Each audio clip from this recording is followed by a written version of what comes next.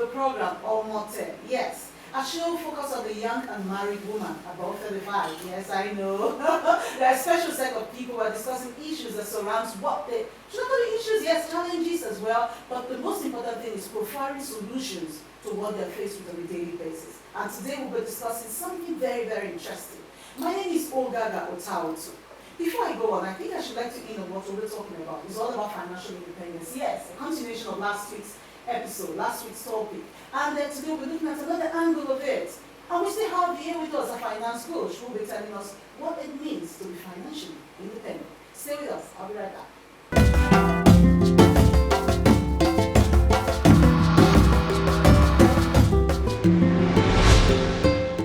Thanks for staying with us.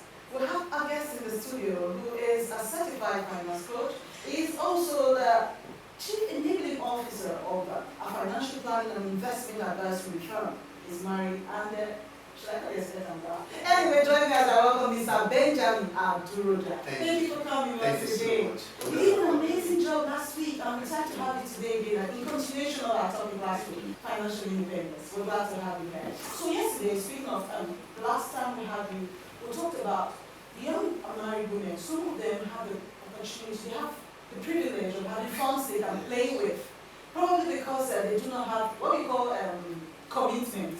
They don't have families, though some of them are usually in charge of the families where they have to handle a lot of things financially. But a few of them, a couple of them, actually have some funds to play with. So we're talking about how to invest, how to put in those funds, do something with it. Can you please tell us, you explained, you actually told us some of the points, some things you can do. You can invest your money, you can go into do treasury bills, buy mutual funds, invest in mutual funds, real estate, so many others. So it's more like a continuation. So if you missed last week's episode, you're still on the right track. So Ms. Abduroja, please, can we just take it off from there? Speaking of financial independence for the young and married women that have so much fun to play with. Yes. Well, thank you so much once again for having me here. I would like to start by saying that attaining financial independence is a journey. It's a process. It's not something that happens in a day. And it takes knowledge, it takes preparation, and it takes planning, really. So the first thing I would advise a single unmarried lady who has a lot of money to play with. So destiny, you know, right there. Yes. Designer hair, designer bag. Not that they're not bad, they're bad, they're good, but there's something you can do with the money. Definitely. Okay. So the first thing I would advise is for her to invest in a financial plan. That's very critical because you want to build a house. The first thing you do is to create the architectural plan and all that. So you need to have a financial plan. The financial plan, what it does for you is it factors in your financial goals, your 5-year, 10-year, 20-year, your short-term, medium-term, and long-term financial goals. It also factors in your risk appetite. Okay. What's your risk personality? You can see that to the late yes. Investment is in different categories. If you dabble into it, you can get your fingers burnt. So you need to do a risk profiling. Okay, how should we how do you know about that? Yes. Services of that's the financial plan, yes. The financial plan will do that for you. One of the assessments he or she will run will be to get to know your risk profile.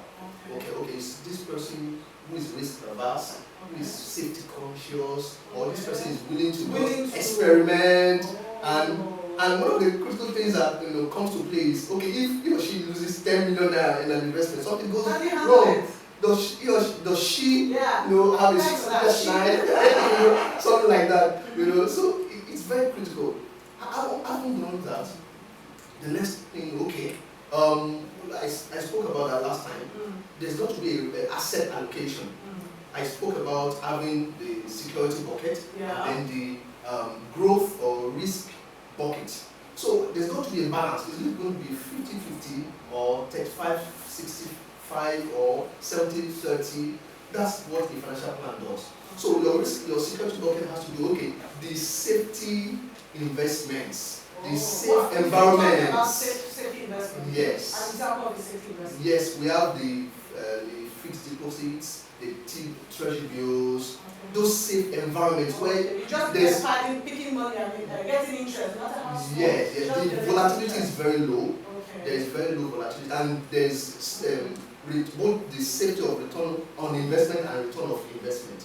So that is, you won't lose your investment, and then you won't lose the return on that investment. It's very important. You have to put that in place. Have like just in case your adventure in the other risky or high growth investment classes. Okay, so speaking of high growth, what's an example of high growth? Okay, we have very different classes of high growth investment opportunities. Okay. We have the hedge funds. We have the stock market, the popular popular stock market. Do people even still invest in that? Yes, Yeah, it's still very it's very attractive, really. But after the last challenge, a lot of people sort of gave up on it. no, it's when you have knowledge. The critical thing is knowledge. You know, when you have knowledge. But there's been a lot of talk about getting knowledge. People have been going around teaching people how to invest and all that. It's one of the most viable investment opportunities. The stock market, and you know what you do when you are investing in the stock market, for example, is you just zero your mind on investing for the long term. You have to have a strategy. Either in long term or you are investing for capital gains. Okay, you want to make money from the increase in prices, or just want to make money from the dividends. You know, just cash flow. There's got to be a strategy. They come in trickles, but yes, something is entering your account. So coming. basically, it all boils down to having a financial plan. Okay. So first, you should have a financial plan. We're talking about a young woman, a young or married woman that has the money to play around with. You have a good sort of income, you have a good job, and you have some money and you don't want to invest. Should I call it investment? You don't want to spend them on buying hairs and what's it called, designer bags, designer shoes, because those will tarnish. We're talking about the long-term plan. But what about that young woman watching us right now? That maybe source of income is just barely 50,000 to 100,000, and how can she invest? She can start from that point. The first thing she needs to do is to create an emergency fund. We talked about this last week. I need to explain further. But it is very important. An emergency fund. Things happen. Unforeseen circumstances crop up at least expected time. But some of them are still. Some of them have actually started doing that. But in this little way, we call it a susu or piggy bank. Piggy bank. Of course, that one has to do with you saving. Saving towards a goal. I encourage something. I call it incremental saving. I spoke about it last time. Save based on your circumstances per time. If it's only 2% or 3% that you can afford to save at this moment because of your commitments and the low salary you are earning at this moment. Yeah, at this moment. If it's just 3% you can save, make sure it is consistent. You could use that piggy bank platform to just it's automated. Once the salary hits your account or the income hits your account, automatically it goes to your savings account, your designated savings account. No, savings account is different. Piggy bank, talking about that company.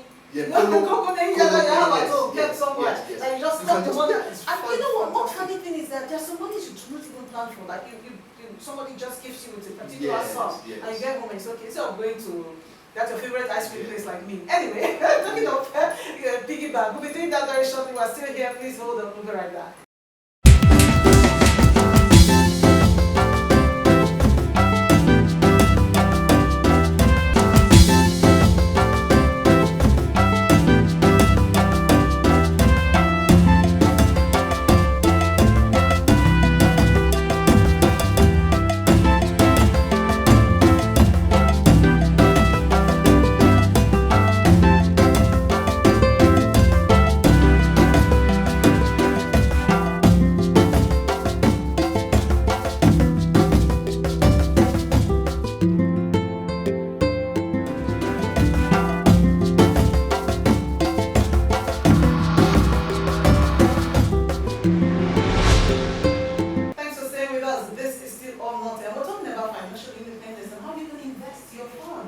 Our guest here has been talking a lot about the different ways you can invest. So you were saying something about, we're talking about piggy bank for you, and before I forget, there's also the online piggy bank too, and your funds get deducted. So aside that, what other things somebody that does not, doesn't have so much, Yes. what other platform can the person invest in? Well, basically, she can also save towards her goals. Okay. So she wants to buy a car. Yes, she wants to buy a car. Okay. Tie every savings to a goal. Oh, That's my okay. admonition. Yeah. Because if you just save for Just saving saving for sake, saving sake. Before you know, you can't withdraw the thing. when push comes to shove and things happen and you are you are tense and you need to act fast, you would just dip your hands into that. But when you have a goal towards which you're working or you are saving, you want a car, maybe you want to get a bigger apartment, you are saving towards your marriage, your wedding and everybody, and things like that, you tend to be more disciplined. Or you want to invest, you can save towards investment. Like I spoke last time, I couldn't deep into it, but let me quickly emphasize it. There are different kinds of savings. We have the emergency fund savings. We have the one we are saving towards a goal, that's the second one. Then we have the third one, we are saving towards investment. So you can be channeling those free funds, those free money. Someone gives you money, unexpected, free falls from. Or you have a side hustle that brings money. You can channel them, different. Okay, 10% of this, 10% of going into into saving towards a goal, into my emergency fund, and then into investment. You can start building. Wealth is built. That's just the truth. Wealth is built. Amazing. It takes time. It takes discipline. Amazing. It takes perseverance, because sometimes you fail, you fall. I keep breaking my fingers. Yes, you fall. It happened to me too. Just tell me about this. Eliminate it. That's it.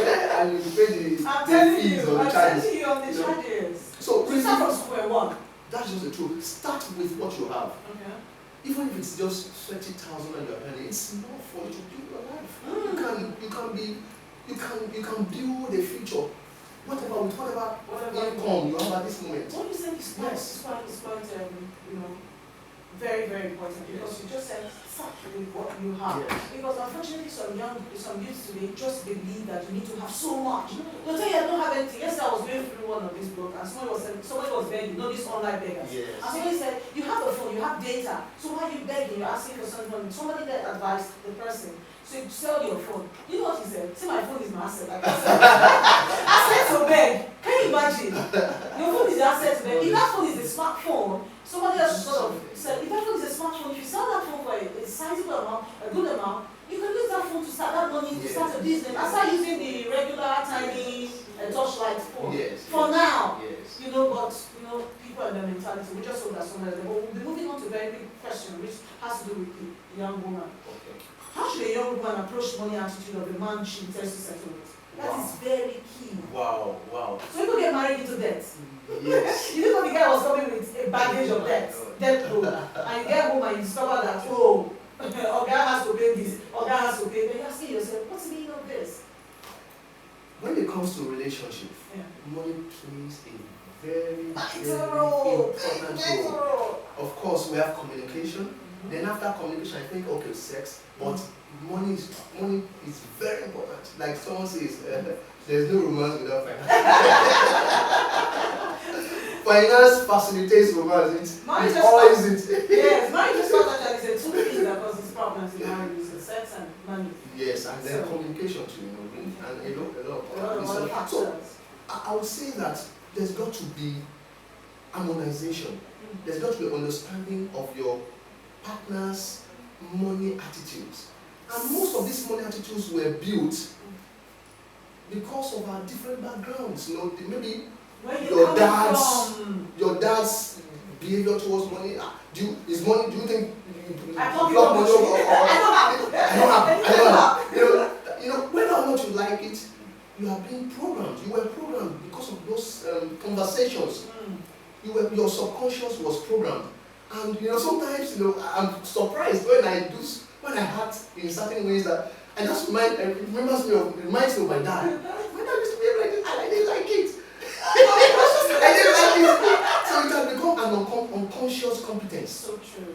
Really. So you need to understand your partner's attitude towards money. So you're saying that you have to discuss it. You have to talk about money.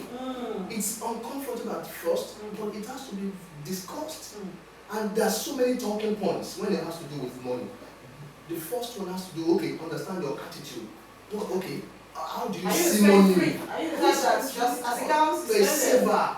Or You you're a know, saver? Yeah, you're a saver or a spendthrift, and you know, a lot of other things you need to discuss. You need to discuss, okay, what are our financial goals? What do you want to achieve in the next 5 years? How do we go about it? Who pays for what? Who handles what? Okay, how much am I earning? You know, things like this, you know, that money attitude is very important because I remember a mentor of mine had a couple who were coming to him for, you know, counseling, marriage counseling, really. And they were planning to get married. And the lady said she wanted to buy a car. But the guy said, no, you can't buy a car now. They have different attitudes. She said, it's my money. That's what I was saying. I'm going to interject. That's what we talked about. One of our episodes, we mentioned as a young lady, because you're single, you have your time for yourself now to make decisions. So if you want to buy a car, go buy a car now. You have the first one section buy the car now. You know, so, you know, I'm just kidding. You know, successful marriage has to do, or a successful relationship. Yeah. You know, you need to factor in a lot, understand your partner. It has to do with a lot of compromise. Okay, speaking of talking, let me Yes. continue. Speaking of talking, that is where we have this Yes. joint account Yes. thing. And when you're talking about relationship, not many people talk about it for getting into marriage. And I know someone that she's been operating joint account for a long time with her husband. She's one of those types that is okay when at the end of the month, carry the money and give to my husband. But a lot of women do not believe that. But some few women still do it. So do you think this is something we should talk about as young women before?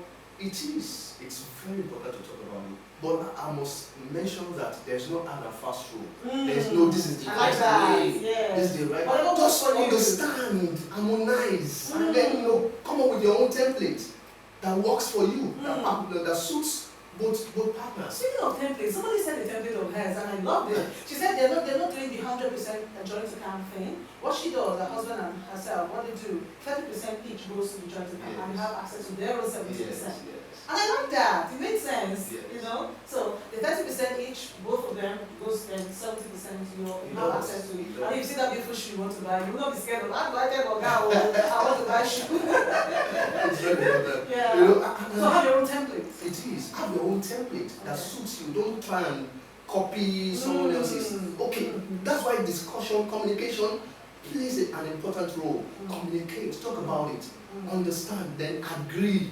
Agree with, with each other. Okay, this is how we're going to run our finances. The other one can say, okay, I'm going to handle this, I'm going to handle this. Then one I will handle groceries, utility bills. Or the other one will say, okay, don't worry, keep your money. I'll take care of everything. I'm looking forward to that kind of husband. Don't go anywhere, I'll be right back. Very shortly. Stay with us.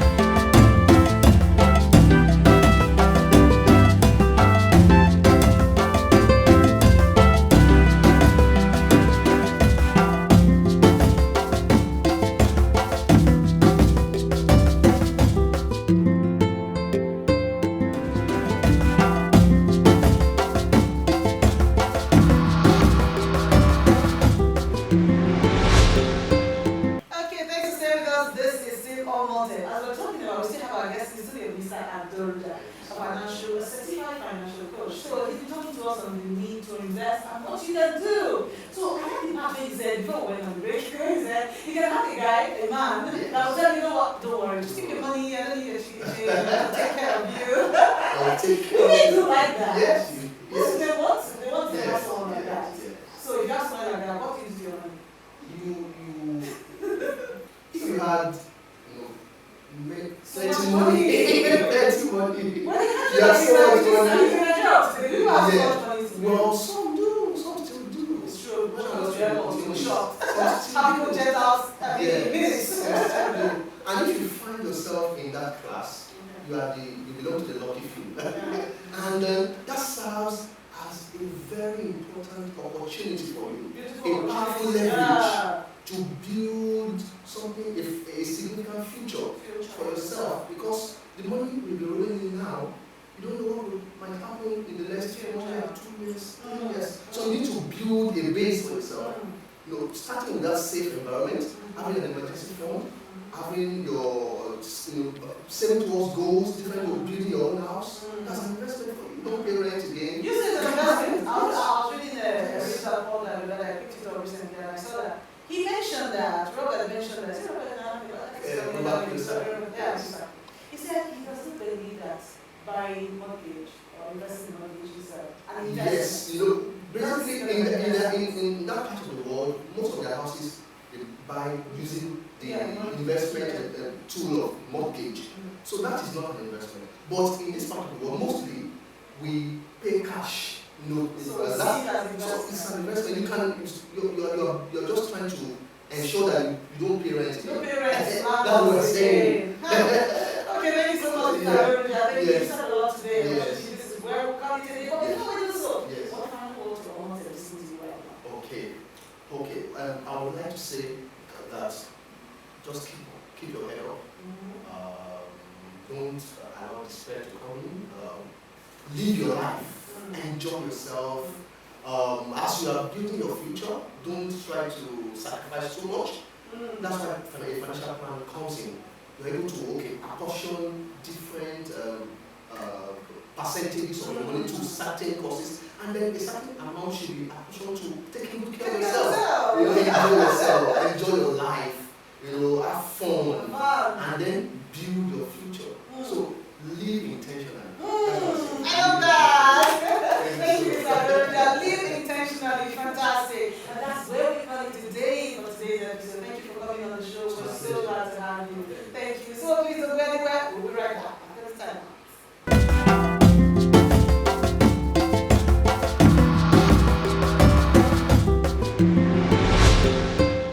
Okay, this is where we draw the curtain on today's episode of Omoté. I'm sure you enjoyed yourself and you learned a whole lot. And if you haven't been investing, this is the right time to do so.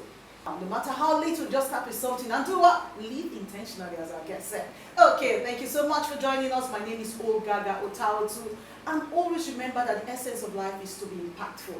Being an Omoté shouldn't be a limitation. So go out there and live your life. Thanks for watching. Bye-bye.